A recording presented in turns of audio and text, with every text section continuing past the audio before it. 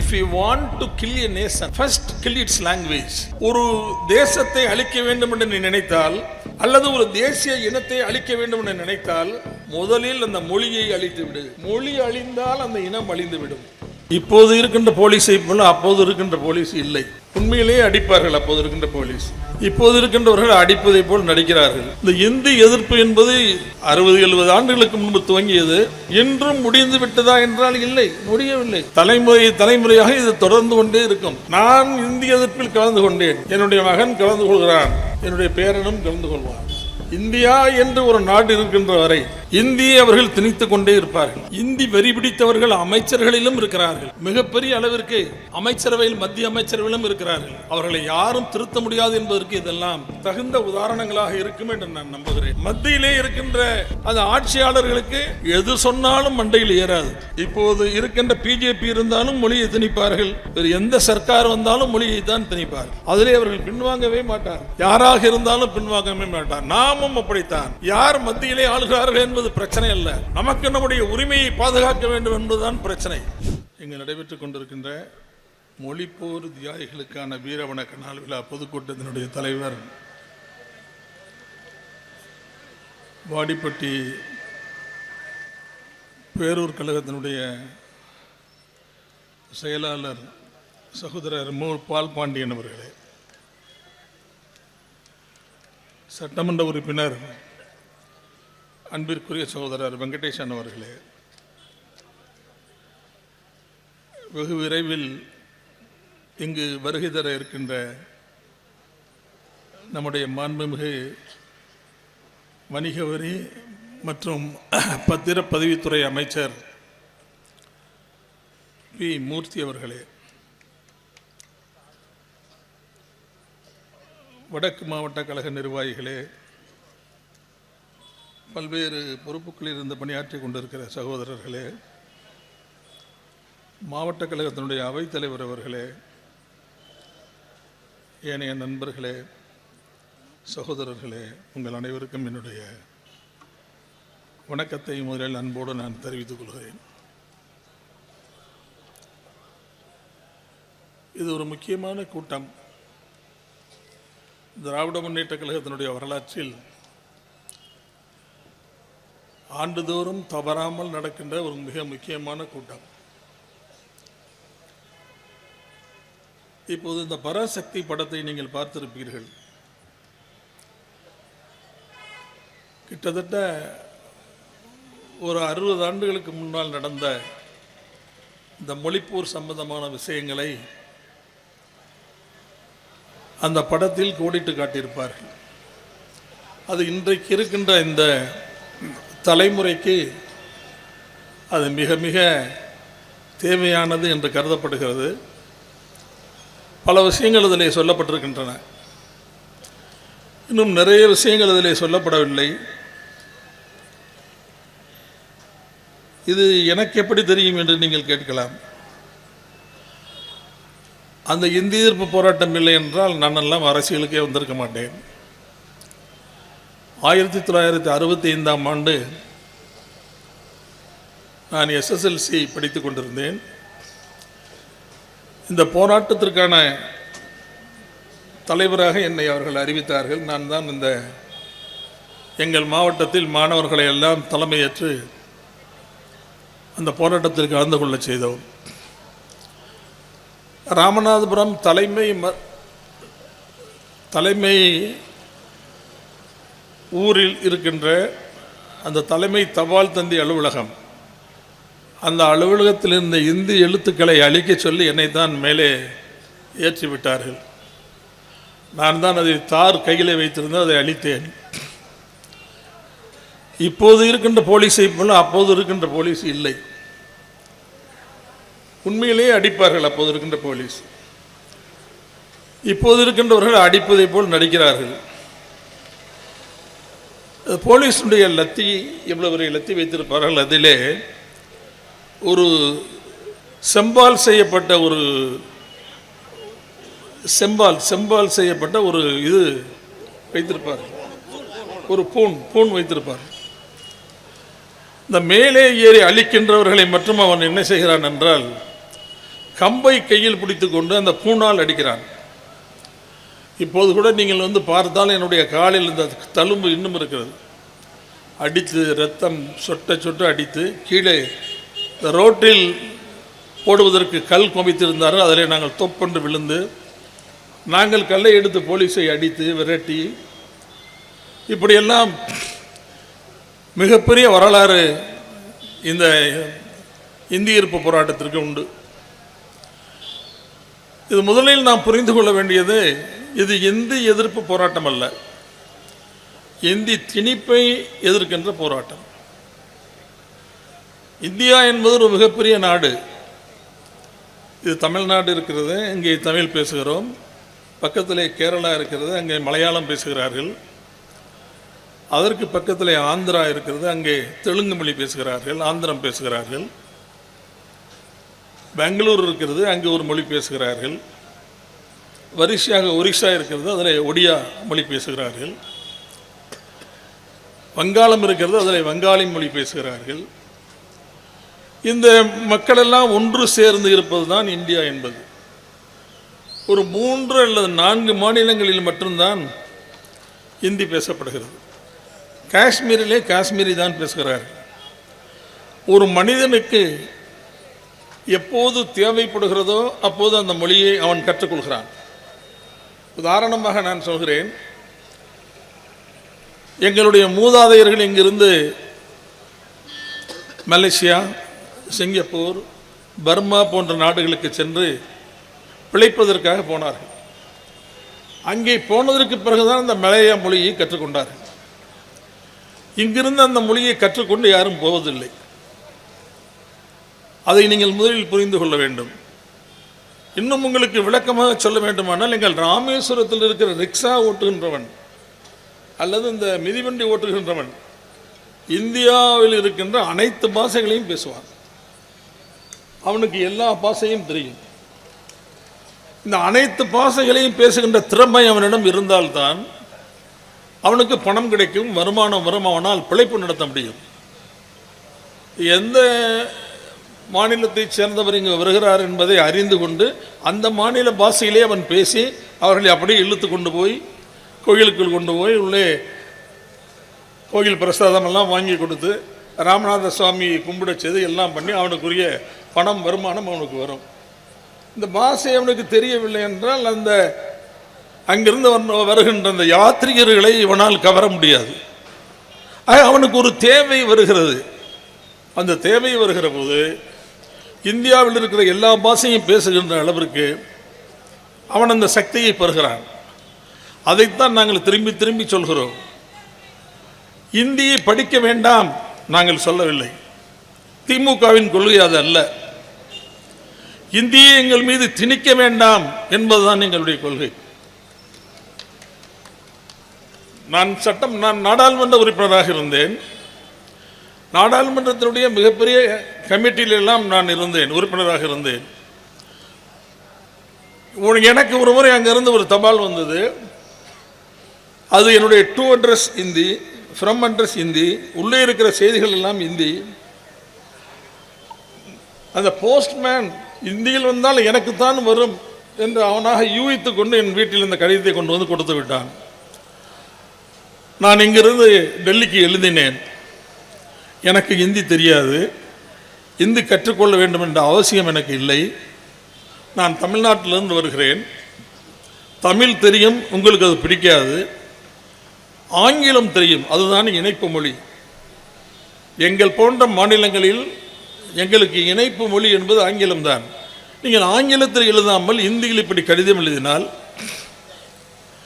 இது இந்தியாவினுடைய தேச ஒற்றுமைக்கு வழிவகுக்குமா? அல்லது நீங்கள் என்ன, உங்களுடைய கருத்து என்ன, உங்களுடைய கருத்தாளம் என்ன, நீங்கள் நினைப்பது என்ன என்றெல்லாம் மிக பெரிய கண்டனம் நான் இங்கிருந்து எழுதி பிரதமருக்கு அனுப்பினேன். 10 நாளில் எனக்கு அங்கிருந்து ஆங்கிலத்தில் தபால் வந்துவிட்டது. நான் எதற்காக இதையெல்லாம் உங்களுக்கு தெரிவிக்கிறேன் என்றால், இந்த இந்தி எதிர்ப்பு என்பது 60-70 ஆண்டுகளுக்கு முன்பு துவங்கியது. இன்றும் முடிந்து விட்டதா என்றால் இல்லை, முடியவில்லை. தலைமுறையாக இது தொடர்ந்து கொண்டே இருக்கும். வருகின்ற தலைமுறைக்கு இதனுடைய கான்செப்ட் என்ன என்பதை உணர்த்த வேண்டியது நம்முடைய கடமை. நான் இந்திய எதிர்ப்பில் கலந்து கொண்டேன், என்னுடைய மகன் கலந்து கொள்கிறான், என்னுடைய பேரனும் கலந்து கொள்வான். இந்தியா என்று ஒரு நாடு இருக்கின்ற வரை இந்தியை அவர்கள் திணித்துக் கொண்டே இருப்பார்கள். லாங்குவேஜ் கமிட்டி என்று ஒரு கமிட்டி இருக்கிறது. அந்த கமிட்டி எதுக்கு இருக்கிறது என்றால், டெல்லியில் இந்தியை எப்படி பரப்புவது, இந்தியை எப்படி எல்லா மாநிலங்களுக்கும் கொண்டு போய் சேர்ப்பது, இதுதான் அந்த கமிட்டி. அதற்கென்று ஆண்டுக்கு கோடிக்கணக்கான ரூபாய் செலவு செய்கிறார்கள். ஆனால் தமிழை எப்படி பரப்புவது அல்லது வேறு மாநில மொழிகளை எப்படி பரப்புவது, அந்த மாநில மொழிகளுக்கு எவ்வளவு செலவு செய்வது, இது போன்ற விஷயங்கள் மத்திய அரசாங்கத்தால் பரிசீலிக்கப்படுவதில்லை, அது பரிசீலனைக்கு எடுத்துக்கொள்ளப்படுவதும் இல்லை. இப்போது இந்தியை எப்படி திணிப்பது?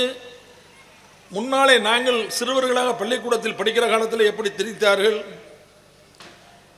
பள்ளிக்கூடத்தில் தான் இந்தியை திணிப்பார், ஸ்கூலில் தான் இந்தியை திணிப்பார்கள். என்சிசி என்று ஒரு பரேடு இருக்கும் அந்த காலத்தில். அந்த பரேடு இருக்கிற போது பீச்சே மூட் என்று சொல்லுவாங்க. அப்படின்னா பின்னால் திரும்புன்னு அர்த்தம்.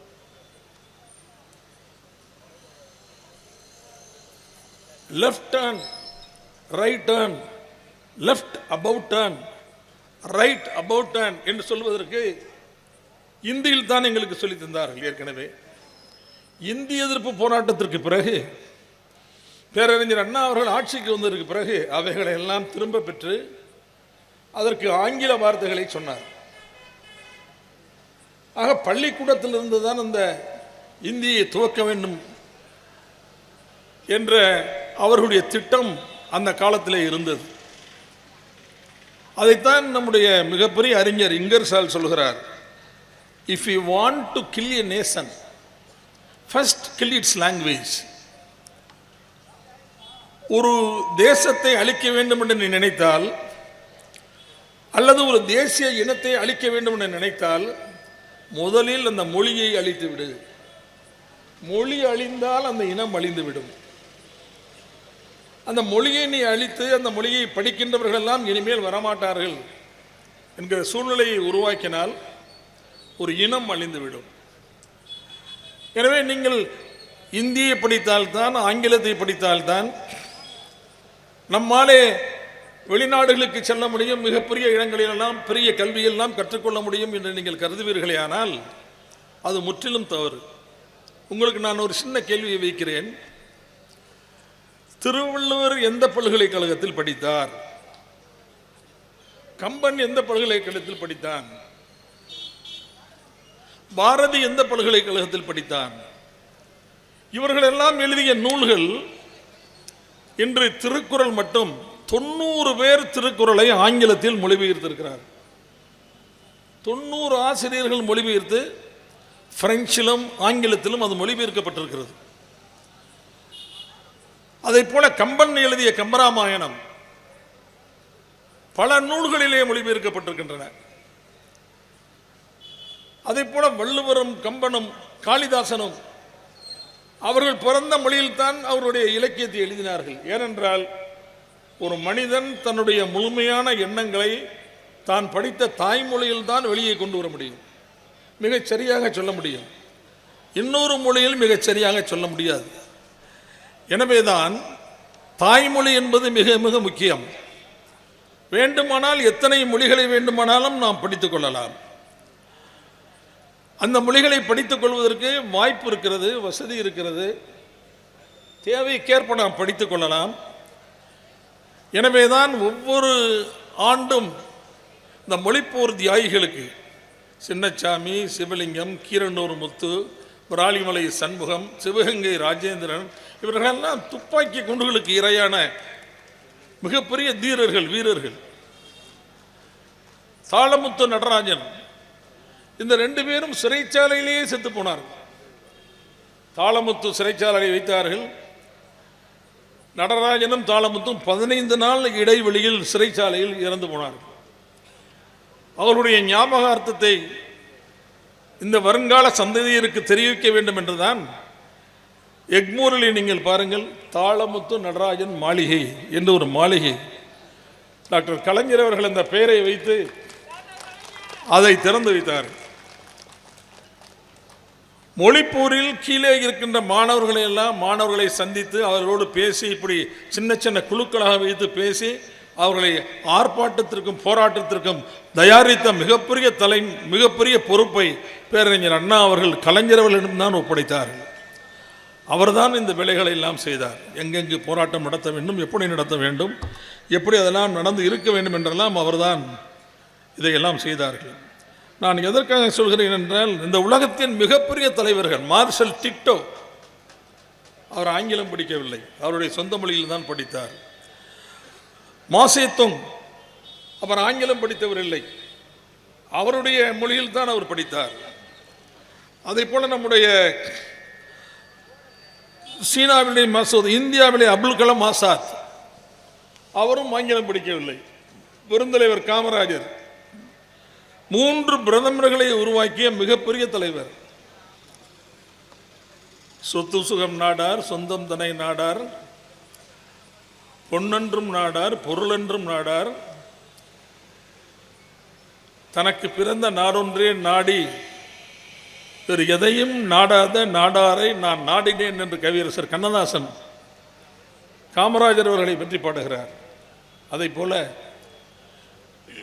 எதையும் நாடாமல் இந்த நாட்டினுடைய நலன் ஒன்றே நாடி நமக்கெல்லாம் மிகப்பெரிய வழிகாட்டியாக அமைந்த நம்முடைய தலைவர்கள் எல்லாம் எங்கே ஆங்கிலம் படித்தார்கள்?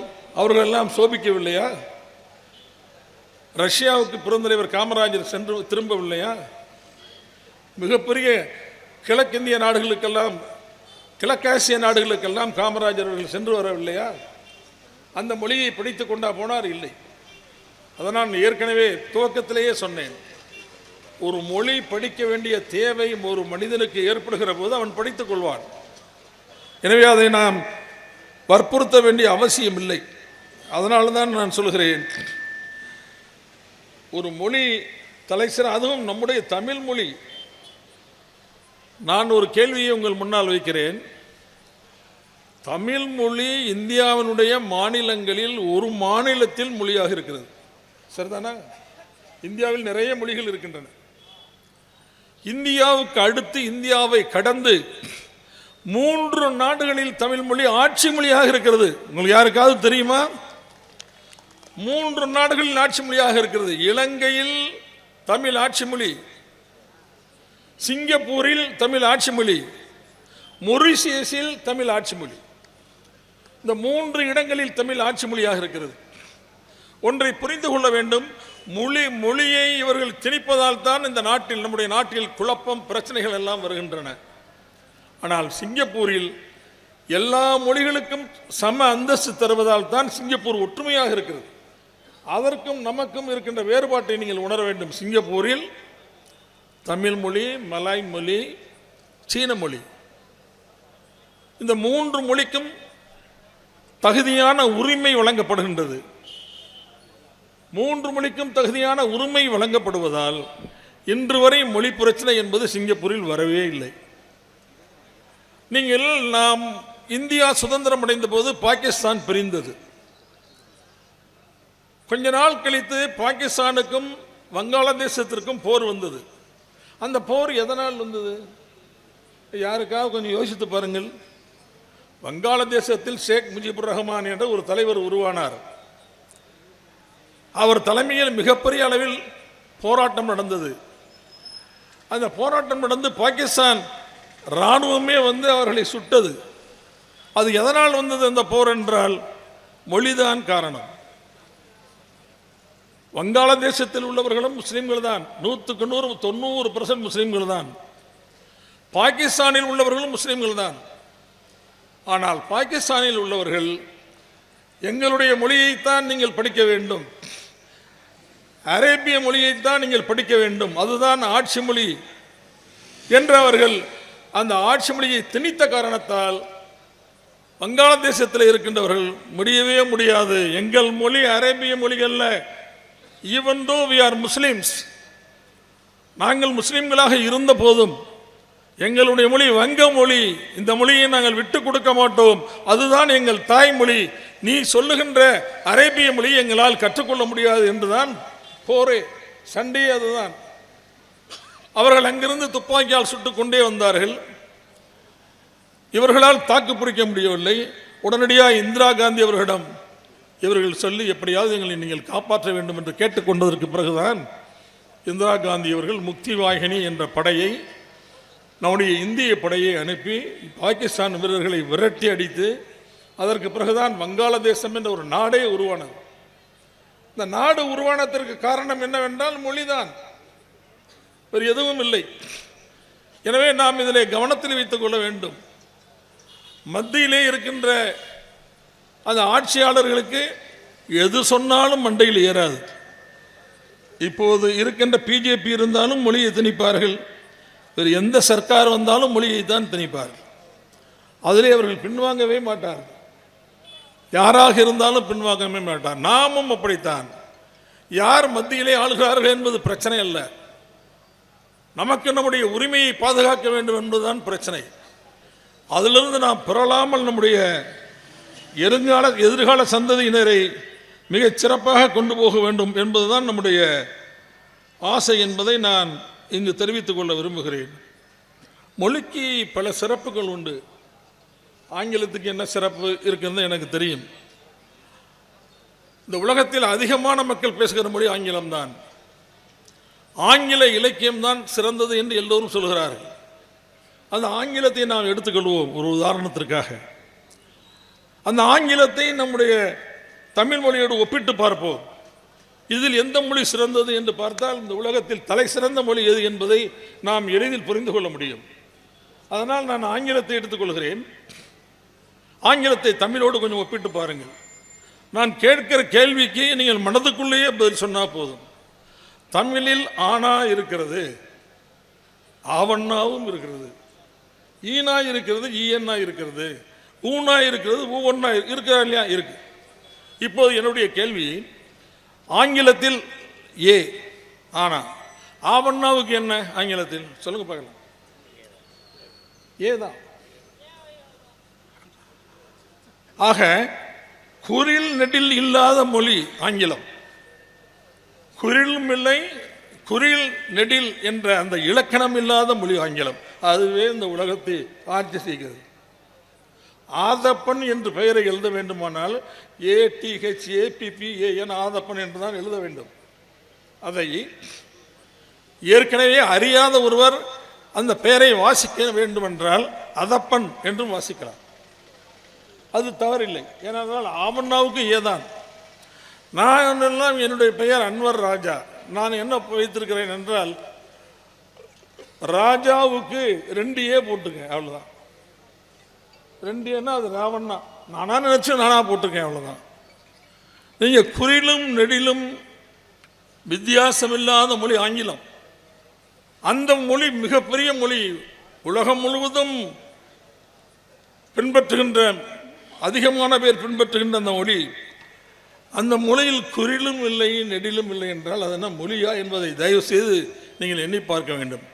நம்முடைய தமிழ் மொழியோடு அதை ஒப்பிட முடியுமா என்பதுதான் மிகப்பெரிய விஷயம் என்பதையும் நீங்கள் புரிந்து கொள்ள வேண்டும். அதோடு ஒருமை பன்மை இது ரெண்டும் ஆங்கிலத்தில் இல்லை. அந்த ஒன்று மனிதனுக்கும் மிருகத்துக்கும் இருக்கின்ற வேறுபாட்டை உணர்த்துகின்ற சொற்கள் ஆங்கிலத்தில் இல்லை. நன்றாக நீங்கள் புரிந்து கொள்ள வேண்டும். ஏனென்றால் நான் பேசிக்கொண்டே இருப்பேன். என்னிடம் நீங்கள் இன்றைக்கி மாட்டிக்கொண்டீர்கள். ஏதோ ஒரு வகுப்பெடுப்பதை போல் இருக்கிறது. ஒரு 10 பேர் இந்த பக்கம் போகிறார்கள் என்று வைத்துக் கொள்ளுங்கள். ஒரு 10 பேர் இந்த பக்கம் 10 மாடுகள் போகின்றன என்று வைத்துக் கொள்ளுங்கள். இதை தமிழில் சொல்வதானால் எப்படி சொல்வது? அவைகள் போகின்றன. அவைகள் போகின்றன என்றால் என்ன? ஆடோ மாடோ கழுதையோ ஏதோ போகுது. 10 மனிதர்கள் இந்த பக்கம் போகிறார்கள் என்றால் அதை எப்படி சொல்லுவோம்? அவர்கள் போகிறார்கள் என்போம். அவர்கள் போகிறார்கள் என்றால் மனிதர்கள் போகிறார்கள் என்பதை நம்மால் புரிந்து கொள்ள முடியும். இதை ஆங்கிலத்தில் எப்படி சொல்லுவது? கொஞ்சம் யோசித்து பாருங்கள். ஆங்கிலத்தில் சொல்வது, இப்போ தமிழில் சொல்வதானால் அவர்கள் போகிறார்கள், அவைகள் போகின்றன. ஆங்கிலத்தில் சொல்ல வேண்டுமானால் தே கோ. மனுஷன் போனால் தே கோ, மாடு போனாலும் தே கோ தான். அதற்கு வேறு சொற்களே கிடையாது. இவ்வளவு பெரிய இலக்கிய சிறப்பு மிகுந்த மொழி என்கிறார்களே, அந்த மொழிக்கு இப்படி ஏதாவது இருக்கிறதா, இப்போ ஏதாவது சொற்கள் இருக்கிறதா என்று பார்த்தால் நிச்சயமாக அந்த சொற்கள் இல்லை. ஆக இந்த உலகத்தின் தலை சிறந்த மொழி என்று எல்லோரும் போற்றப்படுகின்ற, பாராட்டப்படுகின்ற ஆங்கில மொழியோடு தமிழை ஒப்பிட்டு பார்த்தால் அதைவிட சிறந்தது தமிழ்தான். இலக்கணத்தில், இலக்கியத்தில், மனிதனை சுட்டுவதில், மிருகத்தை சுட்டுவதில் மிகப்பெரிய இலக்கண இலக்கியங்கள் கொண்ட மொழி தமிழ் மொழி தான். அதைத்தான் நம்ம வாரியார் சாமி சொல்றார், இந்த உலகத்திலேயே தலை சிறந்த மொழி தமிழ்தான். வாரியார் சாமி அவர்கள், கிருபானந்த வாரியார் சாமிகள் சொல்லிவிட்டு அவர் என்ன சொல்கிறார் என்றால், காலையில் நம்முடைய வீட்டில் பொழுது விடிந்த போது மொழிதான், தமிழ்தான். சுஷ்மா ஸ்வராஜ் உங்களுக்கு தெரியும், பிஜேபியில் அவங்க ஒரு அமைச்சர். அமைச்சர் என்பதோடு மட்டுமல்ல, நாங்கள் நாடாளுமன்ற உறுப்பினராக இருக்கிற போது சுஷ்மா ஸ்வராஜ் டெல்லியினுடைய முதலமைச்சர், தற்காலிக முதலமைச்சராக வைத்திருந்தார். அப்போது நம்முடைய அப்துல் கலாம் அவர்கள் ஜனாதிபதி. ஜனாதிபதியை டெல்லி முதலமைச்சர் அழைத்து டெல்லியில் ஒரு விழா நடத்துகிறார். அந்த விழாவில் ஜனாதிபதி கலந்து கொள்வதற்காக போகிறார். போனவர் யார்? அப்துல் கலாம். அங்கு சென்று அப்துல் கலாம் அவர்களை வரவேற்று அந்த விழாவுக்கு தலைமை தாங்கி நம்முடைய சுஷ்மா ஸ்வராஜ் அவர்கள் பேசுகிறார். அவர் பேசுகிற போது என்ன செய்திருக்க வேண்டும்? அப்துல் கலாம் அவர்களுக்கு என்ன மொழி தெரிகிறதோ அதில் தான் பேச வேண்டும். இல்லை என்றால் எல்லோருக்கும் தெரிகிற மொழியில் தான் பேச வேண்டும். ஆனால் சுஷ்மா ஸ்வராஜ் என்ன செய்தார் என்றால், மளமளவென்று இந்தியிலேயே பேசினார். இந்தியிலேயே பேசி வரவேற்பை சொல்லிவிட்டு உட்கார்ந்து விட்டார். அப்துல் கலாம் என்றால் அவர் ஜனாதிபதி. ஜனாதிபதி பேசுகின்ற உரைகள் எல்லாம் எப்படி இருக்கும் என்றால், அந்த உரைகள் ஏற்கனவே ப்ரிப்பேர்ட் ஸ்பீச், ஏற்கனவே தயாரிக்கப்பட்ட பேச்சாக இருக்கும். ஏனென்றால் ஏதாவது தவறான கருத்தை சொல்லிவிடக்கூடாது என்பது ஒன்று, கருத்து பிழை ஏற்பட்டுவிடக்கூடாது என்பது இரண்டு. எனவே நீங்கள் எப்போது பார்த்தாலும் நம்முடைய பிரைம் மினிஸ்டர் அல்லது சீஃப் மினிஸ்டர் யார் பேசுவதாக இருந்தாலும் ப்ரிப்பேர்ட் ஸ்பீச் தான் அதில் இருக்கும். பிரதமர் பார்க்காமல் பேசுகிறார் என்று நினைத்து கொண்டே இருப்பீர்கள். ஒரு மானிட்டர் ஓடிக்கொண்டே இருக்கும். முன்னால் பார்த்தீங்கன்னா ஒரு மானிட்டர் ஓடிக்கொண்டே இருக்கும். அது அவர் என்ன பேச வேண்டும் என்பது அதில் வரிசையாக வந்து கொண்டே இருக்கும். அதை பார்த்து தான் இப்படி பேசுவார். எனவே அதை போல நம்முடைய அப்துல் கலாம் அவர்கள் கொண்டு போன பேச்சும் ஏற்கனவே தயாரிக்கப்பட்ட பேச்சு. அதை அவர் கையில் இருக்கிறது, அவர் தான் தயாரித்திருப்பார். அந்த தயாரிக்கப்பட்ட பேச்சு அவர் கையில் இருக்கிறது. இந்த அம்மா இந்தியில் பேசி முடித்து அமர்ந்தவுடன் அப்துல் கலாம் வந்தார். நம்முடைய முதலமைச்சர் அவர்கள் வரவேற்புரை நிகழ்த்தினார். அவர் என்ன பேசினார் என்பது எனக்கு புரியவில்லை. எனக்கு புரியக்கூடாது என்பதற்காக அவர் இந்தியில் பேசினாரா, அதுவும் எனக்கு தெரியவில்லை. எனவே நான் எனக்கு தெரிந்த மொழியில் தான் இனிமேல் பேச முடியுமே தவிர மற்றவர்களுக்கு தெரிந்த மொழியில் என்னால் பேச முடியாது என்று அப்துல் கலாம் அவர்கள் சொல்லிவிட்டு தமிழிலேயே பேசினார். இங்கிலீஷில் பேசலை, தமிழிலேயே பேசி முடித்துவிட்டு கடைசியாக சொன்னார், அமைச்சர் மாண்புமிகு முதலமைச்சர் அவர்களே, நீங்கள் பேசியது எனக்கு விளங்கவில்லை. நாங்கள் பேசியது உங்களுக்கு தெரியக்கூடாது என்பதற்காகத்தான் நான் தமிழில் பேசினேன். நான் பேசியது உங்களுக்கு தெரிய வேண்டிய அவசியம் எனக்கு இல்லை. என்னுடைய பேச்ச வேண்டுமானால் பிரிண்டட் ஸ்பீச் நான் உங்களுக்கு அனுப்பி வைக்கிறேன், பார்த்து கொள்ளுங்கள் என்று அப்துல் கலாம் சொன்னார். மறுநாள் காலை தினத்தந்தி பேப்பரில் நீங்கள் பார்ப்பீர்கள், அந்த மிகப்பெரிய கட்டம் போட்டு சபாஸ் அப்துல் கலாம் என்ற தினத்தந்தியிலே அந்த சம்பவத்தை குறித்து எழுதியிருந்தார். இந்தி வெறி பிடித்தவர்கள் அமைச்சர்களிலும் இருக்கிறார்கள்.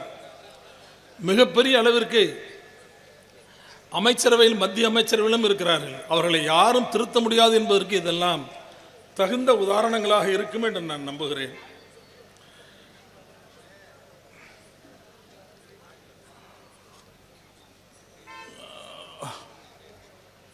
இன்னும் 2-3 விஷயங்களை மட்டும் சொல்லுகிறேன். ஐநா சபையில் ஒரு நிகழ்ச்சி நடக்கிறது.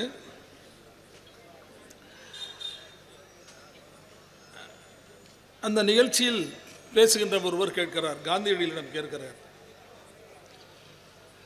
நீங்கள் அஹிம்சை என்ற கொள்கையை எப்படி உருவாக்கினீர்கள் என்று கேட்கிறார். இது இந்த உலகத்திற்கு ஒரு புதிய கொள்கை, ரொம்ப ரொம்ப முக்கியமான கொள்கை, அவசியமான கொள்கை, உலகம் முழுவதும் இன்று ஏற்றுக்கொண்ட கொள்கை. எல்லோரும் அதை பாராட்டுகிறார்கள். ஐநா சபையில் பேசுகின்ற மிகப்பெரிய தலைவர்களில் மகாத்மா காந்தியை பற்றி பேசாத தலைவர்களே இல்லை. பேசிக்கொண்டே இருப்பார்கள். 28 ஆண்டு காலம் சிறையில் இருந்து தன்னுடைய தேசத்தின் விடுதலைக்காக மிகப்பெரிய போராட்டத்தை நடத்திய நெல்சன் மண்டேலா ஒவ்வொரு முறை பேசுகிற போதும் சொல்கிறார், என்னுடைய தலைவர் மகாத்மா காந்தி தான், நான் மகாத்மா காந்தியை தான் தலைவனாக ஏற்றுக்கொண்டிருக்கிறேன் என்று நெல்சன் மண்டேலா சொல்கிறார். மிகப்பெரிய தலைவர்களெல்லாம் அப்படித்தான் சொல்கிறார். அது உடனே காந்தியிடம் போய் நீங்கள் இந்த அஹிம்சை என்ற கொள்கையை எப்படி கற்றுக்கொண்டீர்கள் என்று கேட்டார்களாம். காந்தி சொன்னாராம், ஒன்றுமில்லை, வார் அண்ட் பீஸ் என்ற புத்தகம், டால்ஸ்டாய் எழுதிய வார் அண்ட் பீஸ் என்ற புத்தகம், போரும் அமைதியும் என்ற புத்தகம், அந்த புத்தகத்தை நான் படித்ததற்கு பிறகுதான் அஹிம்சை என்றால் என்னவென்பதை கற்றுக்கொண்டேன் என்று சொன்னாராம். டால்ஸ்டாயும் மகாத்மா காந்தியும் சமகாலத்தில் வாழ்ந்தவர்கள். இவர் இந்தியாவிலே வாழ்ந்தார், அவர் டால்ஸ்டாய் வெளிநாட்டிலே வாழ்ந்தார்.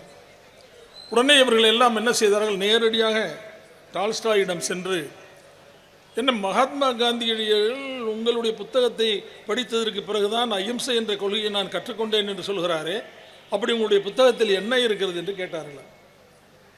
டால்ஸ்டாய் சொன்னாராம், நான் ஒன்றும் நானாக அல்லது தன்னெழுச்சியாக அல்லது என்னுடைய சிந்தனையின் வெளிப்பாடாக இந்த வார் அண்ட் பீஸ் என்ற புத்தகத்தை எழுதவில்லை. வார் அண்ட் பீஸ் என்றால் போரும் அமைதியும் என்ன அந்த புத்தகத்திற்கு பெயர். நான் எழுதவில்லை, நான் திருக்குறளை படித்துவிட்டு தான் இந்த புத்தகத்தை எழுதினேன். திருக்குறளில் இருக்கின்ற பொருள்கள், ஒரு 20-30 குறளில் இருக்கின்ற பொருள்களை சேமித்து வைத்து நான் ஒரு கருவை உருவாக்கி அதன் அடிப்படையில் தான் இந்த அஹிம்சை என்ற தத்துவத்தை உருவாக்கினேன் என்று நம்முடைய டால்ஸ்டாய் சொன்னாராம். உடனே நிருபர்கள் எல்லாம் இங்கிருந்து மகாத்மா காந்தியை பார்த்து, என்ன டால்ஸ்டாய் இப்படி சொல்கிறாரே என்று கேட்டதற்கு காந்தி சொன்னாராம், எனக்கு தெரியவில்லை, நான் டால்ஸ்டாய் எழுதிய இந்த வார் அண்ட் பீஸ் என்ற புத்தகத்தை படித்துவிட்டு தான் இந்த அஹிம்சை என்ற தத்துவத்தை நான் போதிக்கிறேன் என்று அவர் சொன்னார். இதை நீங்கள் கொஞ்சம் கவனத்தில் வைத்துக் கொள்ள வேண்டும். மகாத்மா காந்திக்கு அஹிம்சை என்ற கொள்கை எங்கிருந்து வருகிறது என்றால், திருவள்ளுவர் எழுதிய திருக்குறளை படித்துவிட்டு டால்ஸ்டாய் வார் அண்ட் பீஸ் என்ற புத்தகத்தை எழுத, அந்த வார் அண்ட் பீஸ் என்ற புத்தகத்தை படித்துவிட்டு மகாத்மா காந்தி அஹிம்சை என்ற தத்துவத்தை உருவாக்குகிறார். இந்த உலகமே இன்று பின்பற்றுகின்ற இந்த அஹிம்சை என்ற தத்துவம் மகாத்மா காந்திக்கு எப்படி கிடைத்திருக்கிறது என்றால், நம்முடைய வார் அண்ட் பீஸ் என்ற புத்தகத்தை எழுதிய டால்ஸ்டாய் அவர்கள் சொன்னதை போல திருக்குறளில் இருந்து கிடைத்திருக்கிறது. இன்று உலகமே பின்பற்றுகிறது அஹிம்சையை. அந்த அஹிம்சை என்ற கொள்கை திருக்குறளில் தான் வந்திருக்கிறது. இதைத்தான் பாரதி சொன்னான். பாரதி மிகப்பெரிய யுக கவிஞன். அவன் சொன்னான், வள்ளுவன் தன்னை உலகினுக்கே தந்து வான்புகழ் கொண்ட தமிழ்நாடு என்றான். இதான் வள்ளுவனை உலகத்துக்கு கொடுத்துட்டாங்கல்ல. வள்ளுவன் தன்னை உலகினுக்கே தந்து வான்புகழ் கொண்ட தமிழ்நாடு என்று பாரதி சொன்னதுக்கு இதுதான் சாட்சியம். ஆக இந்த உலகம் முழுவதும் அஹிம்சையை பின்பற்றுகிறது. அதை மகாத்மா காந்தி சொன்னார், புத்தகமாக டால்ஸ்டாய் எழுதினார். ஆனால் எங்கிருந்து அது வந்ததென்றால், திருக்குறளிலிருந்து வந்ததென்றால் நமக்கு பெருமை இல்லையா என்பதை தயவு செய்து நீங்கள் புரிந்து கொள்ள வேண்டும். பெரிய இலக்கிய சிறப்பு மிகுந்த மொழிங்க தமிழ். உங்களுக்கு சும்மா நான் சொல்கிறேன்னா அது தனியாக சொல்லணும். ஒன்று மட்டும் சொல்கிறேன், ஒன்றே ஒன்று. இந்த இருக்கு பாருங்க, இது என்ன மரம்? மரத்திலே இலை, இலை தானே அது, இலை. இதை நாம் இலை என்று சொல்கிறோம், சரிதானா ஐயா? என்ன சரிதானா? இலை தானே, இலை. இதற்கு இலை என்று பெயர். இந்த பக்கம் நிறைய விவசாயங்கள்லாம் இருக்குது. நெல் வயல் இருக்குல்ல, அதில் இலை வருது, அதுக்கு என்ன சொல்கிறோம்? தாள்னு சொல்கிறோம். தாள் தானே அதுக்கு. அதுக்கு இலைன்னு சொல்கிறதில்ல. நெல்லில் வருகின்ற அந்த இலைக்கு தாள் என்று சொல்கிறோம். தாளடி என்று சொல்கிறோம் அல்லவா? அதான் தாளடி நெல், தாள். அதை போல கரும்பிலே வந்து வருகின்ற இலை, அதுக்கு என்ன சொல்கிறோம்? தோகை. தோகைன்னா கரும்பு தான், நமக்கு தெரிஞ்சவங்க. தோகைன்னா கரும்பு தான். இலை, தாள், தோகை, சொற்கள் எப்படி வருதுன்னு பாருங்க. தோகை. அப்புறம் பனைமரம் இருக்கு பார்த்தீங்களா? பனைமரம், பனைமரத்துலையும் இலை இருக்கு, அதுக்கு நம்ம என்ன சொல்றோம்? ஓலை. ஓலைன்னா என்ன? பனைமரத்தினுடைய ஓலை, பனைமரத்தினுடைய இலைக்கு ஓலை என்கிறோம். சரி, ஓலை. அப்புறம் வந்து தென்னமரத்துலையும் இலை இருக்கு, அது என்ன சொல்றோம்? கீற்று. தென்னங்கீற்றுன்னு தானே சொல்றோம், கீற்று.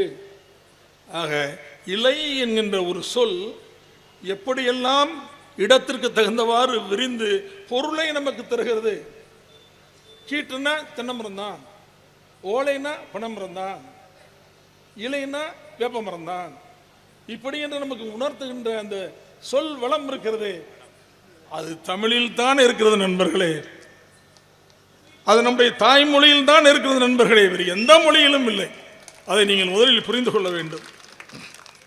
அதே மாதிரி விதை, சாதாரணமாக விதைங்கிறோம். சாதாரணமாக விதை, ஒரு ஏதான விதையை நல்லா விதைச்சு விடுங்கப்பா அப்படின்னு சொல்கிறோம். அதில் பாருங்கள், அது விதைன்னு பேர். சில விதைகளுக்கு மணின்னு பேர். மணின்னு சொல்கிறோம்ல, விதை, மணி, முத்துன்னு சொல்கிறோம். சில இதை கொட்டைன்னு சொல்கிறோம். பனங்காய் கொட்டையெல்லாம் கொட்டைன்னு சொல்கிறோம், பனங்காய் விதை கொட்டைன்னு சொல்கிறோம். ஆக விதைக்கு எத்தனை சொற்கள் இருக்கின்றன என்று பாருங்கள். விதை, மணி, முத்து, கொட்டை. இப்படி சொல் வளம் வேறு எந்த மொழியிலாவது இருக்கிறதா என்றால் நிச்சயமாக இல்லை, எந்த மொழியிலும் இல்லை. நான் இதை ஆய்வு செய்து கொண்டிருக்கிறேன். எம்ஏ தமிழ், பிஎஸ்சி கெமிஸ்ட்ரி, அப்புறம் யூனிவர்சிட்டியில், மதுரை யூனிவர்சிட்டியில் எம்ஏ தமிழ். நாங்கள் படிக்கும்போது மதுரை யூனிவர்சிட்டியாக தான் இருந்துச்சு. அப்புறம் தான் மதுரை காமராஜர் யூனிவர்சிட்டி என்றது மாறியது. நான் எதற்காக இதை சொல்கிறேன் என்றால், இப்படி சொல்வளம் மிகுந்த மொழி நம்முடைய மொழி. இப்படி சொல்வளம், பொருள் வளம், தெய்வத்தன்மை மிகுந்தது எல்லாம் சேர்ந்த ஒரு மொழி இருக்கும் என்றால் அது வந்து நம்முடைய தமிழ் மொழி தான். அது முருகனுக்கு உகந்த மொழி தமிழ். அது மிகப்பெரிய விஷயம்.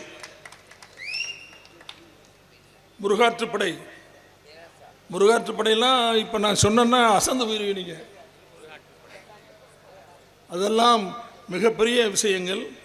அதெல்லாம் தமிழின் மீது எனக்கு இருந்த ஆர்வத்தால் நான் படித்து கொண்டது. எனவே அப்படிப்பட்ட மொழி நம்முடைய மொழி என்பதை தயவு செய்து நீங்கள் புரிந்து கொள்ள வேண்டும் என்று நான் கேட்டுக்கொள்ள விரும்புகிறேன். நம்முடைய பண்பாடு, தமிழ் பண்பாடு என்பது ஒரு தலை சிறந்த பண்பாடு. ராதாகிருஷ்ணன் இருக்கார் அல்லவா, நம்முடைய ஜனாதிபதியாக இருந்தார். ராதாகிருஷ்ணனுக்கு வின்ஸ்டன் சர்ச்சில், ராதாகிருஷ்ணனுக்கு ஜனாதிபதியாக இருக்கிறது சர்ச்சில் தான் இங்கிலாந்தினுடைய பிரதமர்.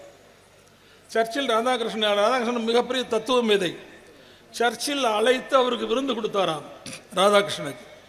ராதாகிருஷ்ணன் நல்லா கையோட நல்லா சோப் போட்டு கழுவிட்டு நல்லா துண்டை வச்சு தொடச்சி விட்டு போய் உட்காந்து அந்த ஒரு பதார்த்தங்களெல்லாம் இப்படி எடுத்து சாப்பிட்டாரு. அப்போ சர்ச்சில் வந்து ஸ்பூன் வச்சு சாப்பிட்டாரா.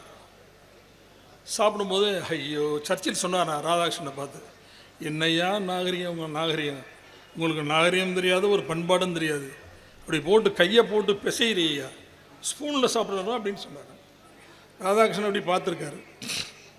பார்த்துட்டு சொன்னாரா, உங்கள் ஸ்பூனில் யார் வேணாலும் சாப்பிட்லாம், என் கையில் என்னை தவிர வேறு எவரும் சாப்பிட முடியாது. இதுதான் எங்களுக்கு தெரிஞ்ச நாகரிகம், இதுதான் இந்தியர்களுக்கு தெரிஞ்ச நாகரிகம், இதுதான் தமிழன் நாகரிகம் என்று டாக்டர் ராதாகிருஷ்ணன் அவர்கள் சொன்னார்களாம். இப்போ நமக்குன்னு ஒரு பண்பாடு இருக்கு பார்த்தீங்களா, நமக்கென்று ஒரு பண்பாடு, உலகம் முழுமையும் ஏற்றுக்கொள்கின்ற மிகப்பெரிய பண்பாடு, அந்த பண்பாடு நமக்கு இருக்கிறது. அதுதான் சொன்னார் நம்முடைய அரசவை கவிஞர் நாமக்கல் கவிஞர் சொன்னார், தமிழன் என்று சொல்லடா, தனையிலிருந்து நில்லடா என்று. தமிழன் என்பது சாதாரண சொல்லல்ல. தமிழன் என்றால் நீ தலை நிமிர்ந்து நிற்கலாம், நீ தலை நிமிர்ந்து நிற்கக்கூடிய ஆற்றலை உனக்கு உன் மொழி தருகிறது, நீ பிறந்த மொழி தருகிறது, உன் தாய்மொழி தருகிறது, அதை நீ பயன்படுத்திக் கொள் என்கிற அளவுக்கு அவர் சொல்லியிருக்கிறார்கள் என்பதையும் நான் இந்த நேரத்தில் தெரிவித்துக் கொள்ள விரும்புகிறேன். ஆக நம்முடைய பண்பாடு, மொழி, நம்முடைய அடையாளமே நம்முடைய மொழிதான். அதை நீங்கள் மனதில் வைத்துக் கொள்ள வேண்டும். தமிழன் என்பதுதான் நமக்கு இருக்கிற அடையாளம். நீ யார் என்றால் தமிழன். டெல்லிக்கு போனால் கேட்பான், தமிழன் அவனுக்கு கேட்க தெரியாது, ஐயா தமிழா அப்படின்னு கேட்பான். ஆமாம்மா தமிழ். ஆக ஒரு மனிதன் எதை வைத்து அடையாளப்படுத்தப்படுகிறான்? ஒரு மனிதனுக்கு எது அடையாளம்? அவனுடைய மொழிதான், தாய்மொழிதான். இவன் தமிழ்நாட்டுக்காரன், இவன் தமிழன். இவன் பக்கத்தில் இருக்கிற அந்த சேர நாட்டுக்காரன், எனவே இவன் மலையாளி. பக்கத்தில் இருக்கிறவன் கன்னடியன். எப்படி ஒரு மொழிதான் ஒரு மனிதனுக்கு அடையாளமாக மாறுகிறது. ஆக அந்த மொழி உயிரோடு இருந்தால் நம்முடைய அடையாளமும் இருக்கும், நாமும் இருப்போம், நம்முடைய சந்ததிகளும் இருப்பார்கள், நம்முடைய பண்பாடும் இருக்கும், நம்முடைய மொழி கலாச்சாரம் எல்லாம் நிலைத்து நிற்கும் என்பதை இந்த நேரத்தில் தெரிவித்து, மொழி, கலாச்சாரம், அன்பு, நம்முடைய தாய்மொழி அத்தனையும் திரும்ப திரும்ப நாம் ரெனியூவல் செய்வதற்கான பொதுக்கூட்டம் தான் இந்த பொதுக்கூட்டம் என்பதை உங்களுக்கு தெரிவித்துக் கொண்டு வாய்ப்பு தந்தமைக்கு நன்றியை தெரிவித்து விடைபெறுகிறேன். நன்றி, வணக்கம்.